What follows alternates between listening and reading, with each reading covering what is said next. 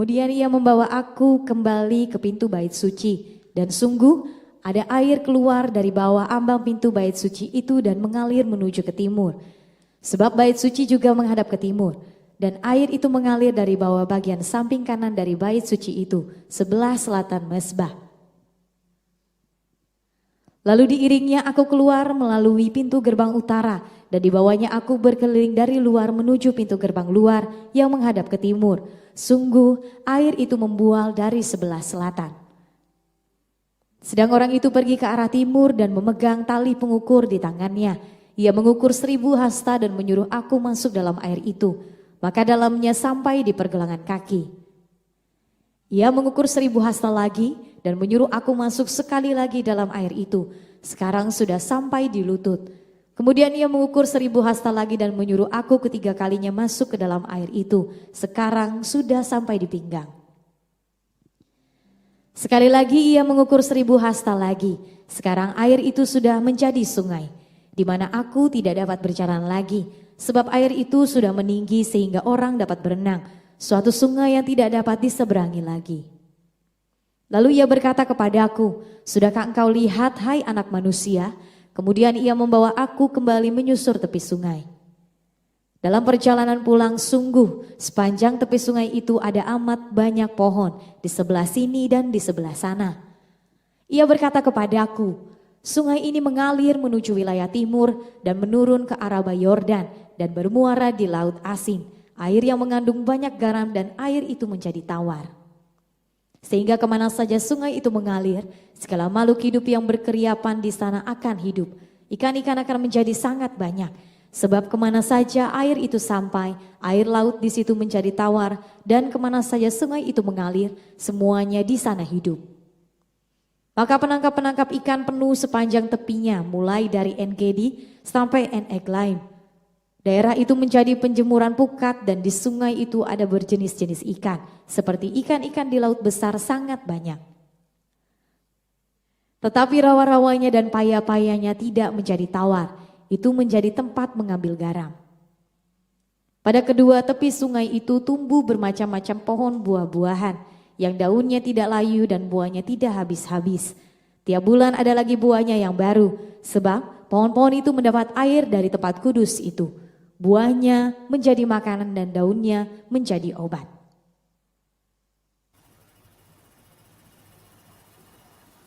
Oke. Udah selesai. Shalom semuanya. Hari pertama aku setelah cuti. Yang rencananya itu 3 bulan. Cuman 2 minggu itu nggak tega melihat berdarah-darahnya ini. Nanti saya akan ceritakan bagaimana proses sebuah pertumbuhan, saudaraku, sampai kepada yang namanya ikan-ikan yang besar yang ada di sungai, itu seperti ada di laut. Itu sangat sulit posisinya, saudaraku. Tapi itu sungai yang besar sekali, kalau bisa. Itu saya pernah melihat di Florida, Amerika. Itu ikan hiu palu itu masuk ke sungai. Saking bersihnya sungai itu, lalu di sana ada ikan-ikan besar. Jadi sebuah ukuran suatu tempat kalau ada yang big size atau giant, di dalamnya itu pasti ada ekosistem di mana di bawah big size atau giant itu terus menurun sampai makhluk yang paling kecil. Dan itu sebuah ekosistem, nggak bisa lepas, saudaraku. Nggak bisa kita mau ikan yang besar tanpa ada ikan yang kecil, karena itu ekosistem. Ikan yang lebih besar makan lebih kecil, dan seterusnya dan seterusnya. Sehingga ikan yang paling besar, ikan paus, itu makan plankton. Plankton itu adalah makhluk di lautan bebas itu yang paling kecil, saudaraku. Itu plankton namanya. Aneh ya? Gitu. Oke, kita bahas satu persatu ayat firman Tuhan ini. Yuk, tolong dibukakan ayatnya. Kemudian yang membawa aku kembali pintu bait suci, dan sungguh ada air keluar dari bawah ambang pintu bait suci itu dan mengalir menuju timur. Sebab bait suci juga menghadap ke timur dan air itu mengalir dari bawah bagian samping kanan dari bait suci itu sebelah selatan mezbah. Saudaraku, di kitab Yeskel itu jelas nyata seluruh ukuran. Kalau saudara mau searching Hasta, itu semua ukuran bait suci itu terukur, saudaraku. Sampai kepada akhirnya untuk tanah yang harus dimiliki orang Israel. Suku demi suku, puak demi puak, sampai orang demi orang. Alkitab itu mencatat segala sesuatunya itu teliti, saudara. Detail. Sehingga banyak orang Kristen, banyak demikian juga hamba-hamba Tuhan, yang hidupnya itu memandang enteng dengan mengatasnamakan firman Tuhan atau iman. Nah, ini celaka sudah. Kalau kita tengok Alkitab, kalau saudara betul-betul pelajari, itu detail sekali ukuran. Detail sekali perjalanan. Semua digambarkan dengan detail. Tetapi untuk mujizat, itu tidak detail, saudara. Saya ulangi. Bahwa Alkitab mencatat segala sesuatu yang berbentuk material itu detail sekali. Dari zaman penciptaan sampai kitab Wahyu. Itu detail, saudaraku. Ukuran, bilangan, jumlah, ya, itu semua detail. Sampai berat itu ada. Gandum sejupak, harga sedinar. Itu ada. Semua itu ada. Termasuk talenta emas dan sebagainya. Sehingga hidup itu ada ukuran yang jelas, saudaraku. Menurut saya ya, banyak orang yang mengatasnamakan iman akhirnya berguguran oleh karena iman sendiri. Berlaku benar, tapi keadaan itu tidak membawa kebenaran buat dia. Karena imannya, contoh, hidup dalam kekurangan tapi percaya Tuhan memberkati. Sedang Alkitab mencatat dengan detail bagaimana hidup itu kita harus menabur baru kita menuai. Tanpa kita memberi, kita tidak akan diberi. Saudara searching sendiri. Nah, iman asal melayani Tuhan diberkati belum ada, saudaraku. Memiliki hak ilahi, hak suci sebagai imam, pelayan, apapun jabatannya, ya urapan akan menyertai kita. Tetapi berkat nggak menyertai, saudaraku. Yesus cuma berjanji, beritakanlah Injil, aku akan menyertaimu sampai akhir segala sesuatu. Nggak ditulis. Kalau kamu melayani aku, menjadi kaya. Sehingga kekayaan itu semua orang bisa dapatkan. Baik yang Kristen, baik non-Kristen. Yaitu dari pola-pola yang namanya bekerja. Orang malas jangan makan. Orang banyak tidur akan melarat. Itu ditulis di Amsal, saudaraku. Jadi kalau Anda nggak mau bekerja, Anda banyak tidur, Anda akan melarat.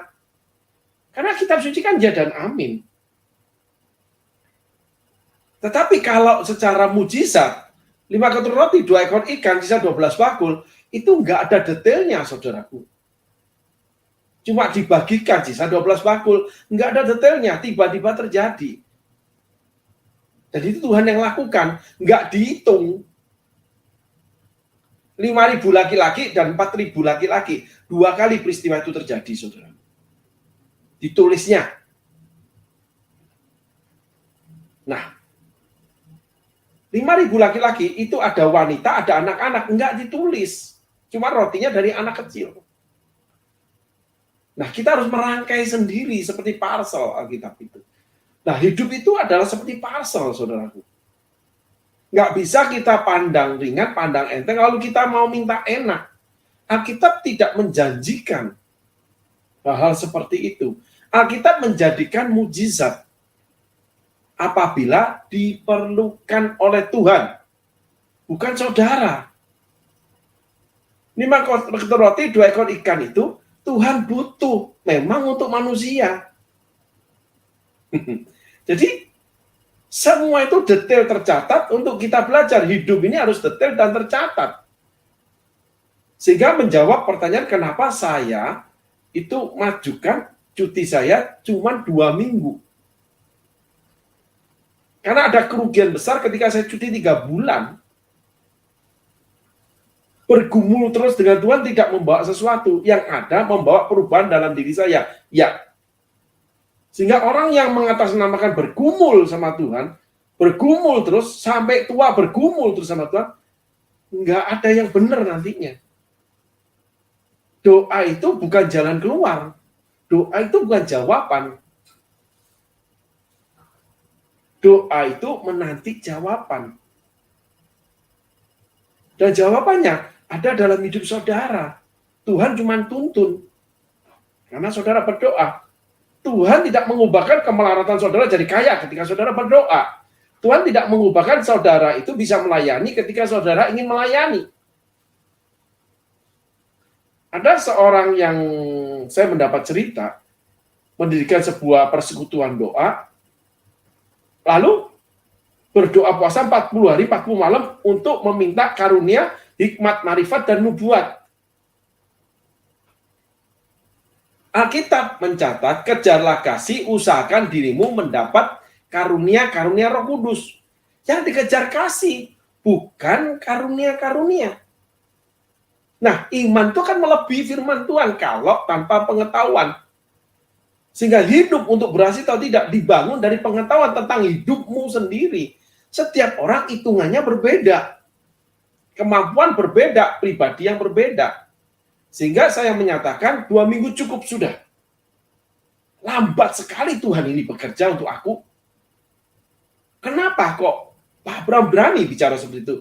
Iya, karena pelayanan ini membutuhkan sebuah move, sebuah kegerakan. Hitung-hitungan saya yang bekerja. Dari setiap pengkhotbah yang saya inginkan berkhotbah. Karena pendalaman firman Allahnya yang belum matang. Bagaimana pemimpinnya, bagaimana rakyatnya. Kalau dibawa pada firman Tuhan yang kurang matang, nanti semuanya juga kurang matang. Kalau kokinya hobi yang kurang matang, nanti dia masak kurang matang terus. Kan ada sayur yang setengah matang, ada sayur yang matang. Contoh, sayur bening atau sayur bayam, itu kalau di Jawa, itu mesti layu. Sayur asem itu mesti layu sayurnya. Meresap bumbunya. Jadi orang Jawa, terutama Jawa Timur, saya dari Jawa Timur, saudaraku, kalau makan sayur asem itu mesti layu, termasuk Jawa Barat. Jawa Barat itu kalau makan sayur asem mesti layu. Karena makin dipanasin, makin meresap bumbunya. Bukan cari sayurnya. Termasuk bayam. Sayur bening kalau Jawa bilang gitu. Itu bukan yang segar. Karena menurut kesehatan, kalau sayur sampai layu, vitaminnya akan berkurang sampai 80%. Jadi buat apa kita makan sayur? Kalau nggak ada vitaminnya. Tetapi kesukaan membuat kita makan sayur bening. Orang Jawa bilang jangan bening. Jangan sayur bayam gitu. Ya. Nah, hal begini ini yang membuat sebuah kerancuan di dalam iman, di dalam mengikutankan Tuhan. Hidup nggak ada hitung-hitungannya. Seenaknya sendiri dapat hari ini, habis hari ini, esok punya Tuhan. Yang mana esok punya Tuhan? Esok punyamu. Paulus mencatat, setelah mendapatkan pernyataan Tuhan Makedonia memanggil, dia belok ke Asia Kecil. Dia rencananya ke Eropa. Pelayanan yang besar di Eropa. Beda dengan Asia Kecil, beda. Tapi Tuhan mintakan di Asia Kecil, dia belok. Oleh karena penyataan itu, saudaraku. Bukan karena imannya. Banyak orang memakai imannya untuk mengupgrade dirinya. Nggak ada iman itu mengupgrade diri. Yang ada iman itu membuat besar hati kita ini. Terus kalau yang punya kepekaan khusus, merasa ada kekuatan sebuah tangan yang menopang, is okay, karena itu mujizat. Tapi mengerjakannya kan kita yang harus jalan kaki, kita yang harus naik kendaraan. Gimana kalau saya pelayanan ke Jakarta kalau jalan kaki? Gimana saya pelayanan ke Palangkaraya kalau saya berenang? Dimakan hiu saya ini. Maka pengelolaan keuangan penting. Nah itu memakai namanya otak atau hikmat, saudaraku. Jadi hidup dibutuhkan memakai otak. Karena banyak kali firman Tuhan menyatakan sesuatu, tapi dinyatakan sesuatu oleh karena punya tujuan sesuatu. Sehingga melenceng dari kekuatan yang ada di dalam kita, saudara. Setiap orang punya kekuatan sendiri, bisa di-upsize itu dengan upgrade yang namanya pengetahuan. Sehingga Petrus menulis, tambahkanlah pada imanmu pengetahuan. Orang berhikmat menaklukkan 1000 kota. Daud itu kecil, tapi mengalahkan bangsa-bangsa yang besar, enggak sekolah. Karena dia belajar. Ditulis bahwa Tuhan Allah mengajar aku untuk mengangkat busur. Dia belajar. Sehingga sebagai orang Kristen, kita bukannya belajar mengenal Tuhan lalu selesai. Hidupmu selesai. Melayani Tuhan lalu selesai. Enggak begitu. Pelajari hidupmu. Nah, firman Tuhan yang mengajarkan ini dengan jelas itu Yesus yang ngomong di kitab Matius. Apabila engkau hendak membangun sebuah menara, hitung dulu anggaranmu. Jangan sampai tengah jalan nggak cukup, lalu berhenti, kamu nanti dipermalukan. Kalau engkau hendak merebut sebuah kota, hitung dulu prajuritmu. Kalau kamu punya 10.000 prajurit, musuhmu punya 20.000, kamu datang berdamai aja. Kirim utusan aja. Jadi hidup itu bukan hanya semangat, saudaraku. Hidup itu adalah kecakapan. Salomo orang yang paling cakap, dia membangun keuangan dan membangun yang namanya kota. Termasuk yang namanya irigasi itu di zaman Salomo ditulis. Tentang pengairan, saudaraku. Sehingga negara makmur, karena Salomo mengatur. Pinter dia. Pelayanan itu butuh kepandaian. Tidak terus baca kitab suci, kita katakan lalu jadi. Kalau gitu seluruh dunia jadi orang Kristen. Nggak ada orang Kristen gagal. Nggak ada. Semua berhasil karena baca kitab suci, diomong jadi. Emangnya sulapan? Nggak begitu. Allah nggak bisa diperintah oleh perkataanmu dengan mencomot kitab suci. Allah melihat imanmu dari perbuatanmu. Kalau imanmu bagus, perbuatanmu licik, ya nggak bisa lah. Kenapa berhasil dia, Pak? Ya kelicikan dia membuat dia berhasil. Itu jalannya setan, walaupun dia melayani Tuhan.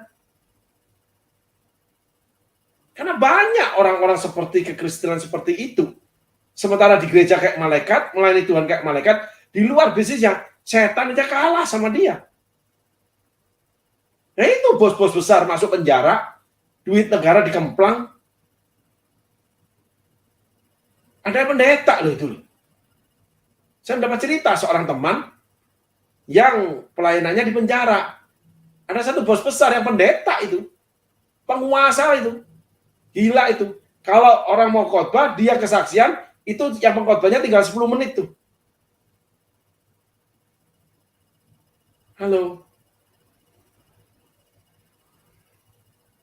Masuk penjara. Jadi hidup itu baik atau tidak bukan dari imanmu, tapi dari perbuatanmu, saudaraku. Maka kitab suci mencatat semuanya itu detail.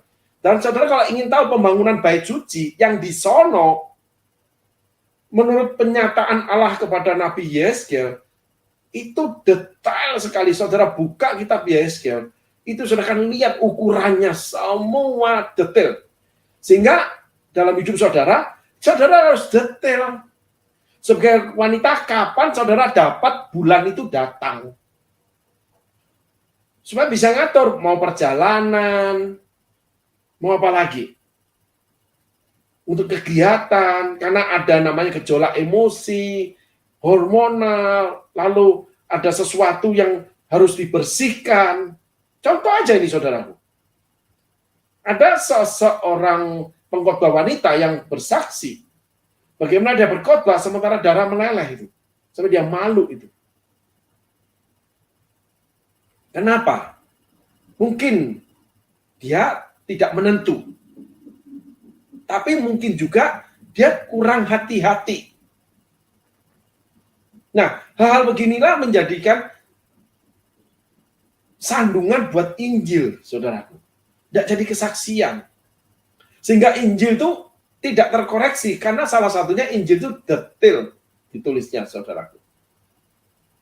Ya, tolong saudara tangkap ini dulu, bahwa hidup itu harus teliti, detail. Segi keuangan, rancangan, rencana, pelaksanaannya, lalu harus revisi, harus kerja rajin, harus menabung, belajar dari semut yang mengumpulkan makanannya pada waktu musim panas. Ketika digelontor duit, dihabisin. Ketika musim kering, habis. Nggak ada duit, utang sana, utang sini, jual barang. Apalagi barang pelayanan dijual. Itulah Raja Hizkia.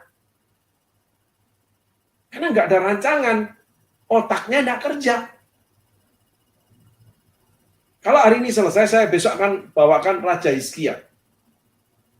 Bagaimana raja begitu hebat dibela Tuhan, begitu kaya, dikasih umur panjang, malah kehabisan segala sesuatunya ditawan musuh. Karena otaknya nggak selaras sama imannya. Sehingga minta duit aja, dikasih berapapun ya nggak cukup. Karena nggak ada rancangan. Nah ini, kitab Yesaya itu adalah tulisan Allah, di mana terdapat seluruh rancangan Allah di dalam pembangunan bait Allah, termasuk diri kita. Tubuhmu adalah bait Allah, karena Allah berdiam di dalam kamu. Itu kan perjanjian baru, saudaraku. Ayo kita belajar bagaimana hidup ini mencukupkan diri atau mencukupi, menyelaraskan diri dengan Injil. Nggak cuma iman, Injil tuh pakai otak. Diremah dengan pikiran, baru ngerti. Nggak tiba-tiba ngerti. Ada, tapi nggak banyak. Kalau mujizat terus, semua orang jadi Kristen. Air jadi anggur. Setiap kali ada air, jadi anggur sama orang Kristen. Semua punya pabrik anggur. Nggak ada pembelinya nanti. Gitu, saudaraku. Yuk, ayat 2. Lalu diiringnya aku keluar melalui pintu gerbang utara dan dibawanya aku berkeliling dari luar menuju pintu gerbang luar yang menghadap ke timur. Sungguh air itu membuat dari sebelah selatan. Nah, sesungguhnya Tuhan itu dalam hidup per piece, per second, per kejadian, per waktu, saudaraku. Tuhan itu menyatakan sesuatu sama saudara. Sehingga saudara harus melihat kehidupan saudara dengan detail dan teliti, termasuk melihat seseorang. Mau mengarahkannya atau mau menjatuhkannya. Orang itu mengarahkan saudara atau menjatuhkan saudara. Saudara harus teliti. Yesus itu kalau ketemu orang Farisi, ahli Taurat, berbeda dengan orang berdosa. Bahkan yang melakukan dosa pun kedapatan berzina, itu dibela. Bahkan yang kumpul kebo dipakai memenangkan Samaria. Bukan para rasulnya. Karena para rasulnya kalau dihitung imannya belum jadi. Sehingga Tuhan ambil yang namanya perempuan Samaria yang kumpul kebo. Nah itu konteks Injil dari mana? Kalau kekudusan kita pakai dengan cuman namanya golongan kekudusan. Tuhan aja pakai perempuan Samaria. Lalu perempuan yang terkenal berdosa mengelap kaki Yesus dengan rambutnya, mencuci dengan air matanya. Loh, yang nungguin Yesus di kuburan itu cuma Maria. Mana orang-orang kudusnya? Mana mereka para rasul, para murid 3,5 tahun yang tidur seranjang, makan satu makanan, minum satu piring, minum satu gelas, makan satu piring. Mana mereka semua? Nggak ada, kabur semua. Sembunyi semua. Sehingga keselamatan anugerah. Tapi kalau hidup dalam kemenangan itu bukan anugerah. Itu usaha, saudaraku. Maka dikatakan usahakan dirimu berbuat baik. Ada kata usahakan. Lalu tambahkanlah imanmu pengetahuan. Kita yang nambah, bukan Tuhan. Sehingga hidup adalah proses belajar. Nah, belajar dari mana? Kita akan dibawa keliling sama Tuhan, ruang kehidupan kita, yaitu yang kita alami, yang kita lihat. Semua diberikan ukuran sama Tuhan. Sehingga sesungguhnya kalau kita mau teliti, kita ini terukur, saudaraku. Ketika saya mengalami namanya kejatuhan, saya tahu kekuatan saya cuman segitu. Contoh, saudara kalau nge-gym, mengangkat namanya beban berat, itu saudara akan terbatas. Saudara lewati, otot saudara cedera. Nah, ketika cedera berarti batasnya itu terlewati sama saudara. Sehingga itu jelas nampak harus dipikir bukan dengan iman, nanti aku bisa melewatinya. Butuh proses panjang untuk otot itu tidak cedera, lalu dilatih supaya jangan cedera. Ada caranya. Itu pelatih-pelatih atau trainer-trainer yang mengajar di gym, itu yang menuntun kita, para guru-guru trainer. Supaya jangan terluka ototnya, tidak cedera. Dan tumbuhnya itu bagus, bentuknya bagus. Mereka mempunyai pengetahuan membentuk otot. Itulah hidup. Belajar dari orang yang kamu anggap itu berhasil. Karena kalau dia sudah berhasil, dia cukup ahli di bidang di mana dia berhasil. Kalau untuk menjadi seorang salesman, belajar dari seorang marketing director yang dia awalnya seorang sales.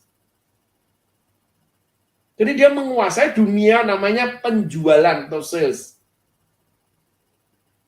Nggak mendadak duduk sebagai sales manager, marketing director, nggak bisa. Seperti itu, saudaraku.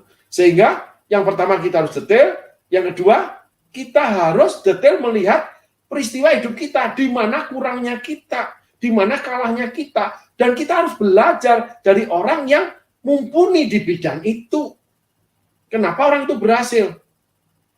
Dan ini selalu yang terjadi di kehidupan kita. Kan dikatakan Allah izinkan segala satu terjadi. Untuk mengajarkan kita, membuka mata batin kita, membuka pikiran kita.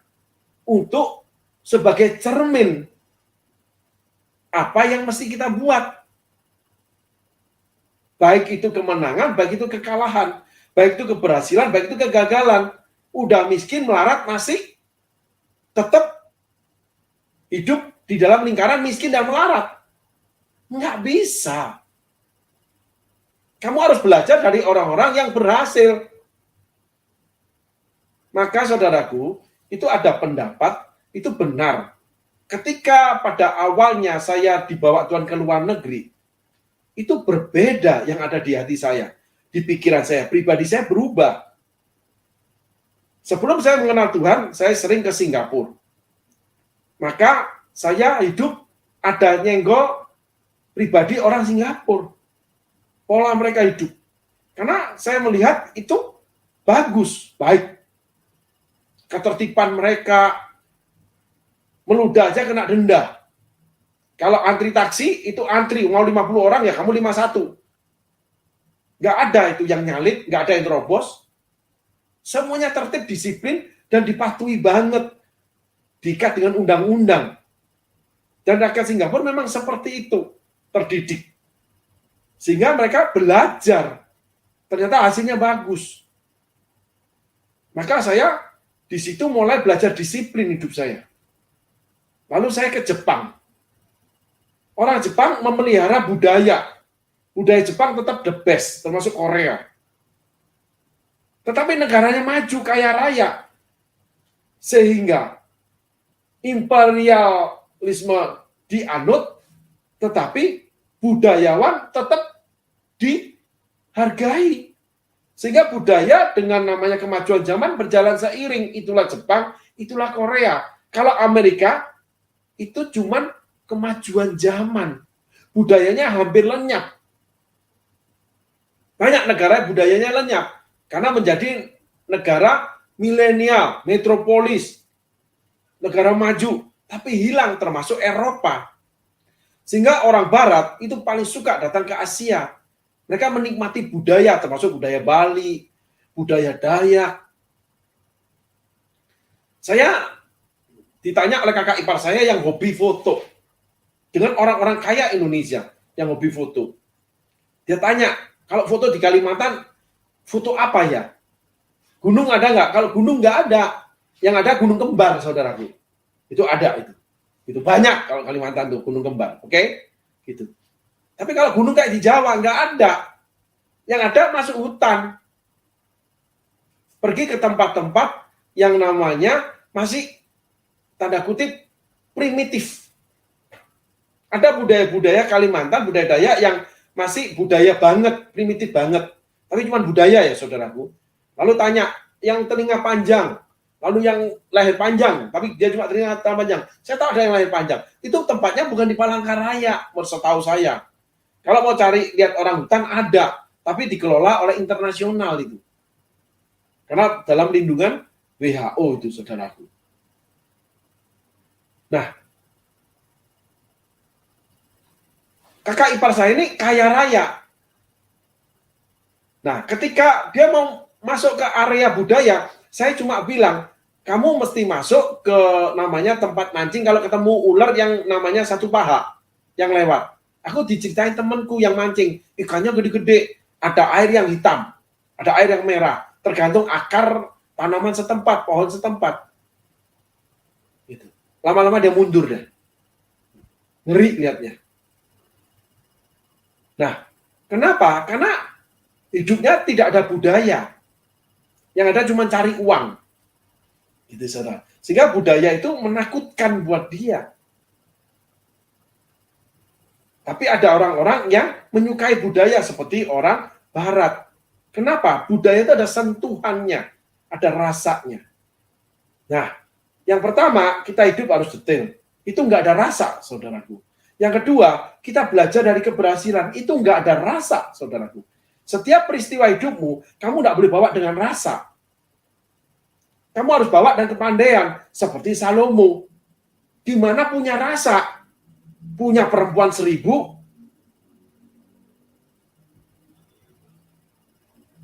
Halo, gimana punya rasa? Perempuan 1000. Bangun istana 1000. Orang diberkati, orang yang melimpah, lebih, terutama dalam harta, itu rasanya pelan-pelan kan hilang. Karena namanya kecakapan hidup mempertahankan namanya yang dimiliki. Sehingga setiap orang kalau mempertahankan apa yang dimiliki, itu rasanya akan hilang. Itulah kalau kita hubungkan dengan rasa yang Tuhan beri ketika memberi, itu berbeda. Nah, khotbah-khotbah seperti ini, khotbah kebenaran lebih dalam mengupas kehidupan seorang anak manusia. Karena itu untuk teman-teman khotbah yang lain yang ada di Smart People, mereka belum punya ini. Dan Tuhan bukakan untuk kebenaran saya. Sehingga nggak mungkin saya orang yang punya rasa dalam pelayanan, yang nggak pernah hilang, bahkan tuh rasa itu selalu tinggi. Walaupun kekecewaan juga sama tingginya. Tapi hati yang terpanggil, itu rasa yang dipanggil. Mau hikmat bagaimanapun, rasa itu tetap akhirnya tampil dia. Cinta itu kuat seperti maut. Kadang cinta diuji dengan yang namanya hikmat. Salomo banyak mencintai perempuan asing, ditulis di Alkitab. Sehingga Salomo akhirnya membangun rumah-rumah penyembahan berhala. Karena cintanya. Ternyata cinta itu ada orang yang mampu membagi cintanya itu seperti kue. Tapi adanya cuma satu. Nanti kita bahas tentang cinta sendiri. Kita bahas lebih dalam. Tapi hari ini kita bahas tentang kehidupan. Bahwa detail itu kita harus membangun pengetahuan di mana apa yang terjadi dalam hidup kita. Kita harus pelajari. Supaya kita menjadi berhasil. Ayat 3. Sedang orang itu pergi ke arah timur dan memegang tali pengukur di tangannya. Ia mengukur 1000 hasta dan menyuruh aku masuk dalam air. Dan menyuruh aku masuk dalam air itu, maka dalamnya sampai pergelangan kaki. Coba bayangin. Butuh ketekunan untuk jadi berhasil. Butuh keuletan untuk belajar. Nggak bisa belajar itu apa adanya. Coba Yeskel itu menunggu 1000 hasta. Orang ngukur. Dengan tali pengukur. Coba bayangin, saudara. 1000 hasta itu panjang. Dia nungguin, sabar. Enggak, terus ya udah habis gimana? Yang pertama udah terjadi, ya udahlah, jangan diulangi. Aduh gimana? Aku lupa. Ya udahlah kalau lupa. Aduh gimana? Aku ceroboh. Masih ya udahlah. Tapi gimana aku sendiri ya terus mulai bla bla bla. Ya memang orang itu menyukai kegagalan dia. Karena Yeskel enggak, dia tunggu loh. Sehingga untuk menjadi berhasil dibutuhkan ketekunan dan keuletan. Itu tanda orang yang teliti atau detail. Orang kalau mau belajar pasti detail. Pasti setiap peristiwa dia pelajari. Nggak terus, jadi gimana? Selalu, ya sudah. Orang itu seumur hidupnya tidak akan pernah berhasil. Dia tersandung terus dengan peristiwa yang ada dalam dirinya. Dan itu rata-rata terulang terus. Kalau nggak cukup, ya nggak cukup terus. Nggak punya kerja, ya nggak punya kerja terus. Karena orang itu mengukur dirinya lebih dari semua yang bisa diukurkan Tuhan untuk dia. Termasuk bagaimana dia mengukur orang lain. Karena ukuran dirinya sudah terlalu lebih. Pengakuan sebagai sebuah kebodohan itu dibutuhkan untuk orang punya hikmat. Orang punya hikmat pasti mengakui, iya ya aku salah. Kenapa aku gitu bodoh? Lalu dia mulai termenung. Sepertinya penyesalan. Tapi sebenarnya dia sedang mengolah di dalam batin dia. Saya bilang batin, bukan otaknya dia aja. Di mana letak kebodohan saya? Dia bisa keluar dari rasa itu. Minimal, kamu harus berjalan bersama dengan rasa itu untuk mempelajari sesuatu. Nggak terus minta rasa yang terus diutamakan. Nggak tahu ya sengsaranya saya ini. Nggak tahu keadaan saya. Selalu mengukur dirinya ini yang paling besar. Wong gagal, wong kalah, wong salah. Lah kok masih ukurannya besar? Mestinya kan zero, minus, nihil. Yang udah gagal. Ya belajar lagi. Semakin lama semakin cakap, tangguh, dan tangkas kita menghadapi masalah itu. Itulah orang-orang yang namanya mau belajar, orang-orang yang pasti berhasil. Dia akan teliti atau detail, lalu dia pelajari setiap peristiwa hidupnya. Yang ketiga, dia bangun dengan karakter ketekunan dan keuletan. Karena belajar butuh tekun dan ulet. Selanjutnya, yang keempat, dan menyuruh aku masuk dalam air itu, maka dalamnya sampai pergelangan kaki. Emang nggak kelihatan? Kan sudah kelihatan. Ya sekali lihat diukur tuh air itu ada kan kelihatan. Dan menyuruh aku masuk dalam air itu, maka dalamnya sampai di pergelangan kaki. Orang seperti Yeskel kenapa dapat ilahi yang terbaik? Hidupnya mendapat yang terbaik. Karena dia hamba Tuhan, maka dia dapat ilahi yang terbaik. Karena dia bagian yang ilahi, saudaraku. Yeskel bagian ilahi. Kalau orang dunia, itu sama ukurannya. Taat atau nurut. Dan menyuruh aku masuk dalam air itu, maka dalamnya sampai di pergelangan kaki. Dia cuma dengan detail mengukur, menunggu, lalu dengan tekun, ulet, lalu dia ukur semata kaki ya. Kan kelihatan memang pendek air itu, kira-kira kan tahu. Tapi ketika disuruh, dia tidak berbantah. Kan memang semata kaki, ini paling semata kaki, kenapa aku mesti masuk? Selalu berbantah dengan kepandaian, selalu berbantah dengan yang lebih pandai. Itu orang pasti gagal. Orang itu tidak akan lebih pandai. Dengarkan, buktikan, approve dalam hidup. Dan orang yang kamu tuju, orang yang kamu minta, atau orang yang mengajarkan kamu, orang yang menyatakan sesuatu sama kamu, harus approval. Kalau dia approve-nya kuat, buktinya memang dia berhasil, kenapa kamu harus berbantah? Nah, hal beginilah yang membuat orang Kristen itu gagal. Anak-anak Tuhan yang cinta Tuhan gagal. Anak-anak Tuhan yang taat setia mengikut Tuhan gagal. Karena sembrono, nggak teliti, nggak mau belajar, nggak tekun, nggak ulet, nggak taat. Ngengkel terus kata orang Jawa. Berbantah terus karena ukuran dirinya itu lebih besar dari segala sesuatu. Jadi yang dia tempatkan sebagai mahkota dirinya yang gagal. Itu kan lucu. Orang itu pasti gagal seumur hidupnya. Dan orang itu pasti tidak berani ambil risiko. Jangan ikuti orang seperti itu. Orang kalau tidak ambil risiko, tidak pernah mau berjalan dalam risiko. Orang itu orang gagal. Orang yang cuma nyaman, nggak apa-apa. Makan nggak makan, pokok ngumpul.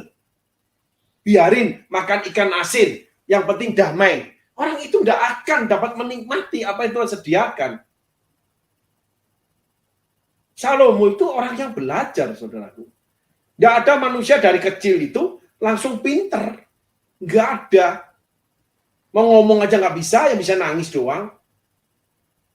Maka ada anak-anak desa itu yang pinter. Akhirnya ketika sekolah di kota, dia sungguh-sungguh belajar. Dengan detail, dengan teliti, dengan ulet tekun. Maka ada anak orang Indonesia yang bapaknya tukang becak, anaknya lulus cum laude di Jepang. Banyak anak orang Indonesia yang berhasil di luar negeri. Termasuk di Indonesia sendiri, di sekolah-sekolah yang hebat. Karena mereka detail, teliti, lalu terus menyikapi setiap peristiwa dalam proses belajar dia dengan tekun dan ulet. Lalu taat, nggak berbantah, saudaraku. Maka ketika diajarin perhatian, lalu sama dia bahasanya anak-anak yang di Kalimantan itu diulik. Gimana caranya bahan itu dibuat disesuaikan dengan dirinya. Nah itu ukurannya memang. Maka ketika nggak ngulik ya gagal.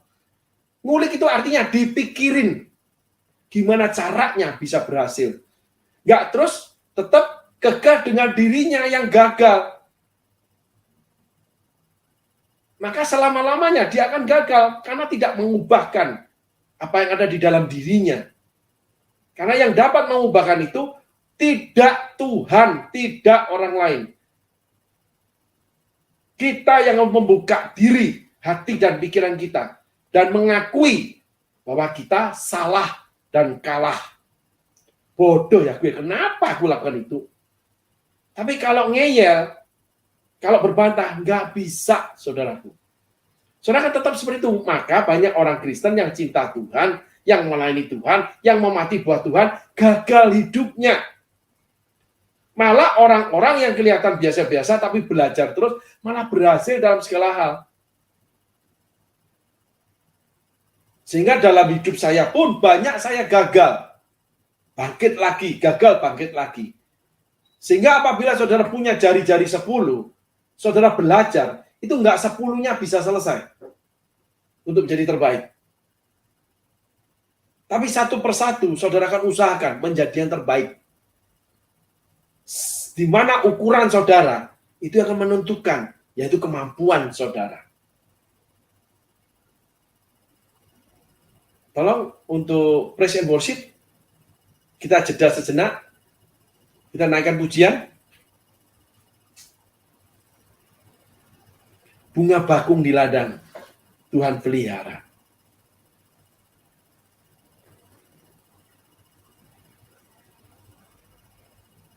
Kita tunggu sejenak, pelan-pelan saudara untuk mengerti dengan apa yang saya bagikan sehingga ada jeda. Nanti ketika teman-teman yang tidak hadir dalam saat ini, yang ambil di YouTube, kapanpun, sempat untuk merenungkan apa yang saya bagikan.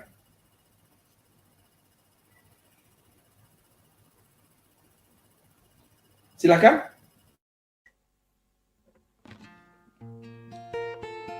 Baik, sembari kita merenungkan kembali firman yang boleh disampaikan dan nanti akan dilanjutkan, mari kita kembali naikkan pujian kita untuk merespon firman kita.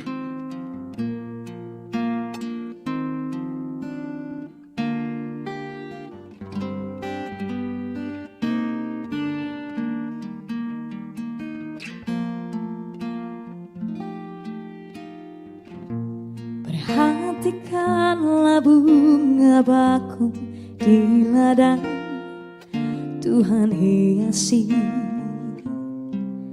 tanpa bekerja. Apalagi kita orang percaya, Tuhan pelihara, Tuhan cukupkan. Perhatikan burung-burung di udara, Tuhan beri makan tanpa bekerja. Apalagi kita kesayangannya, Tuhan pelihara, Tuhan sediakan. Saat kau perlu, Tuhan tahu. Saat kau minta, Tuhan dengar. Saat percaya, Tuhan bekerja. Saat menangis, Tuhan tahu. Saat berdoa, Tuhan dengar. Saat bersyukur, Tuhan berkati.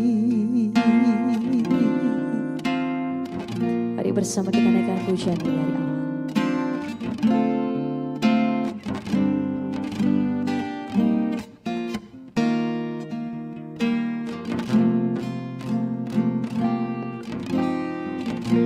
Perhatikanlah bunga bakung di ladang, Tuhan hiasi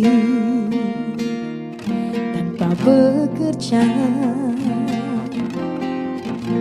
Apalagi kita orang percaya, Tuhan pelihara,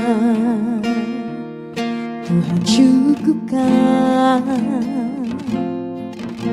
Perhatikan burung-burung di udara, Tuhan beri makan tanpa bekerja. Apalagi kita kesayangannya, Tuhan pelihara, Tuhan sediakan. Saat kau perlu, Tuhan tahu. Saat kau minta, Tuhan dengar. Saat percaya, Tuhan bekerja. Saat menangis, Tuhan tahu. Saat berdoa, Tuhan dengar. Saat bersyukur, Tuhan berkati. Kau Tuhan lebih dari cukup, kasih-Mu Tuhan.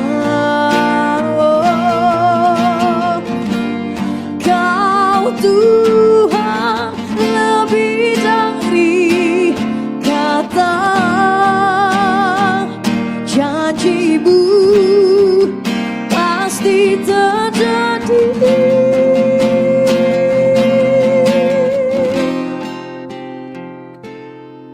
Saat kau perlu, Tuhan tahu. Saat kau minta, Tuhan dengar. Saat percaya, Tuhan bekerja. Saat menangis, Tuhan tahu. Saat berdoa, Tuhan dengar. Saat bersyukur, Tuhan berkati. Saat bersyukur, Tuhan berkati.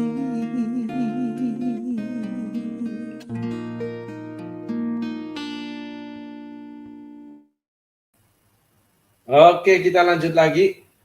Ya, kita detail, kita bangun pengetahuan, harus ulet, harus tekun. Ya, lalu kita harus taat, saudaraku. Nggak boleh ngeyel. Itulah kunci-kunci keberhasilan.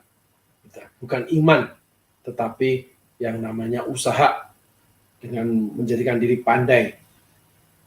Cakap tangkas seperti Daud. Ya, dan itu cerdik, saudara, pintar dia. Yuk, ayat selanjutnya. Ia mengukur 1000 hasta lagi dan menyuruh aku masuk sekali lagi dalam air itu. Sekarang sudah sampai di lutut. Kemudian dia mengukur 1000 hasta lagi dan menyuruh aku ketiga kalinya masuk dalam air itu. Sekarang sudah sampai di pinggang. Coba saudara bayangkan posisi Yeskiel. Dia seorang nabi. Ya, yang kalau saudara baca bla bla bla bla bla, suara Tuhannya peka banget. Ia mengukur 1000 hasta lagi dan menyuruh aku masuk sekali lagi dalam air itu. Sekarang sudah sampai lutut. Ketika saudara taat pertama kali, yang kedua, saudara rata-rata taat. Kalau yang ketiganya, saudara sudah tunduk. Kalau tidak ngedumel di awal. Kalau tidak punya tujuan yang berbeda. Yeskiel, dia memang taat, saudara. Dia taat. Sampai ketiga kalinya, dia tetap turun. Disuruh 3 kali ya tetap aja sama. Jadi orang ketika sama kamu tidak taat 1 kali, rata-rata dia tidak akan taat sampai kapanpun. Rata-rata ya saudara, enggak semua, tapi rata-rata. Tapi yang paling menakutkan itu yang namanya hati. Kelihatannya taat, tapi punya tujuan. Kelihatannya cinta, punya tujuan. Sehingga kecakapan seseorang itu dibuat sebuah permainan oleh orang itu. Nah, itulah yang namanya punya tujuan atau maksud hati yang buruk. Kalau Alkitab mencatat hati yang dursila. Kelihatannya baik omongannya. Tetapi sebenarnya kalau ditelisik lebih dalam, saudara kalau melihat akibat atau esensi daripada orang itu, jahat orang ini. Dengan apa namanya? Ego. Ukuran akunya itu yang besar sekali buat dia. Jadi segala sesuatu bukan dilihat masalahnya, bukan dilihat keadaannya, tapi akunya yang tidak bisa. Tidak bisa bukan karena nggak mampu. Nggak bisa karena nggak mau. Karena motivasinya berbeda di awal. Itulah anak-anak Tuhan yang cinta Tuhan tapi punya tujuan. Jujur, ketika pertama kali saya melayani Tuhan, itu mati buat Tuhan betul-betul saya. Nggak mikir kekayaan, nggak mikir apapun, sudah berkeluarga pun nggak mikir saya ini. Semua iman saya letakkan pada Tuhan. Seperti bunga bakung di ladang, dipelihara. Sakitnya minta ampun. Akhirnya berhenti sudah. Dosa udah masuk nih, berhenti nih. Yang kedua kali, saya cuma ngomong 1 sama Tuhan dipanggil. Saya ketemu Tuhan 2 kali, saudaraku.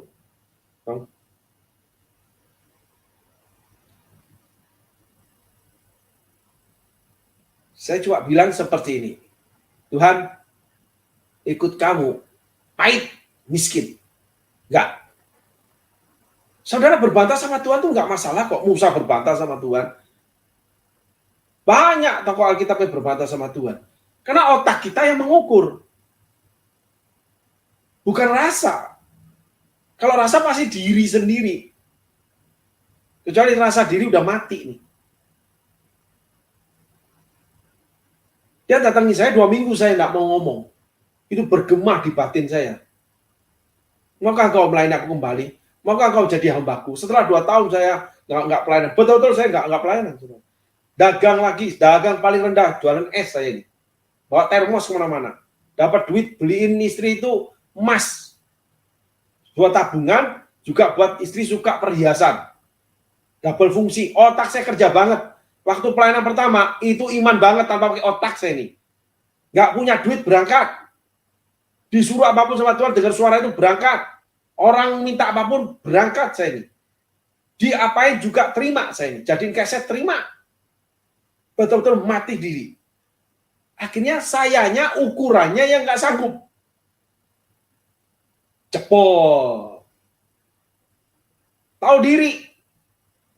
Nggak pelayanan Udah dosa nih. Balik pulang ke rumah. Kerja sekarang. Mulai dapat duit nih.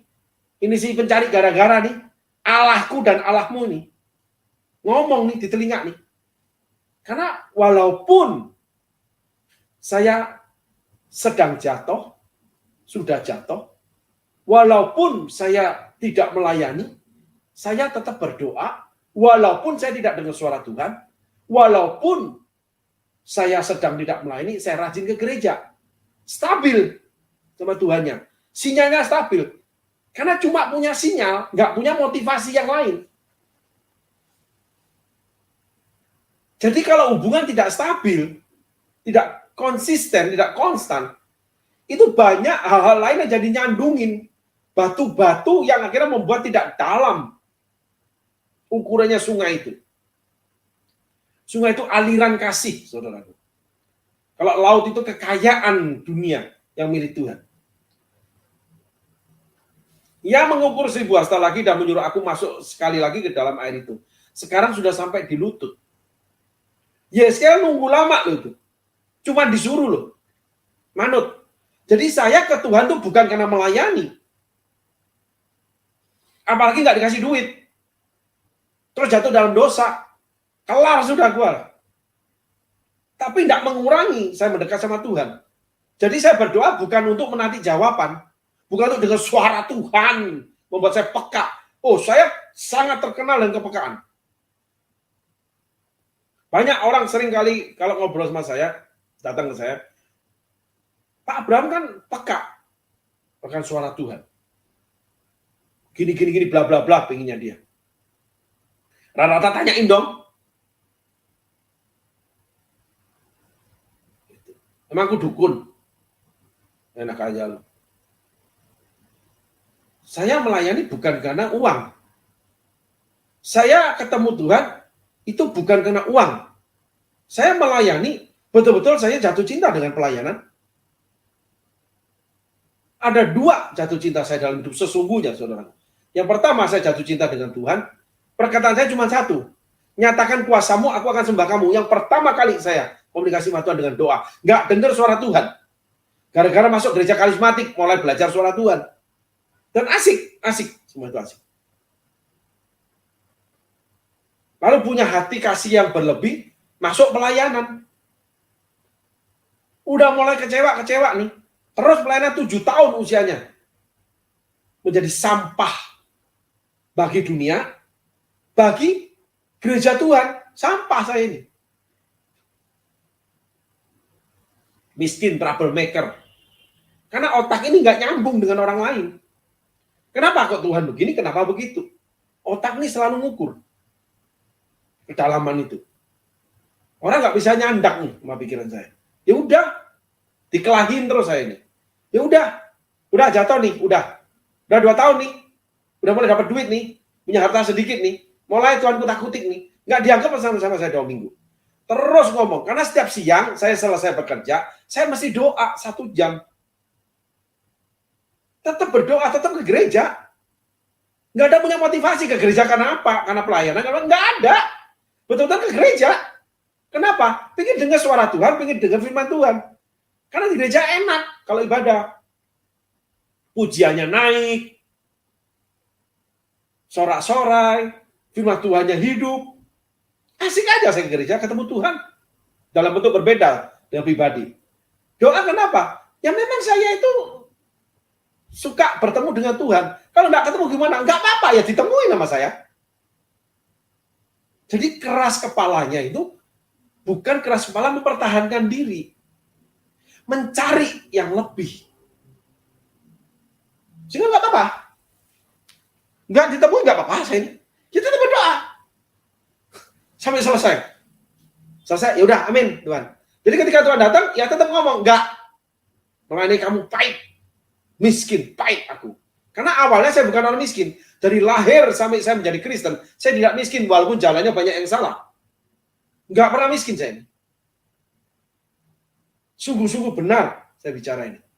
30 tahun sebelum kenal Tuhan. Usia saya kenal Tuhan itu 30 tahun, saudara. Nggak pernah miskin saya, nggak kenal arti kemiskinan. Walaupun saya gelandangan di jalan, hidup di jalan, brutal, nggak pernah miskin saya. Dimodalin sama orang tua saya. Nggak tahu artinya kemiskinan, sabun colek aja nggak tahu saya ini. Wah, ikut Tuhan gila saya ini. Semua dilibas. Nggak ada motivasi, saudaraku. Nggak ada sama sekali. Tapi bodoh, tidak membangun pengetahuan. Nggak detail lihat masalah. Jadi saya menjadi korban troublemaker.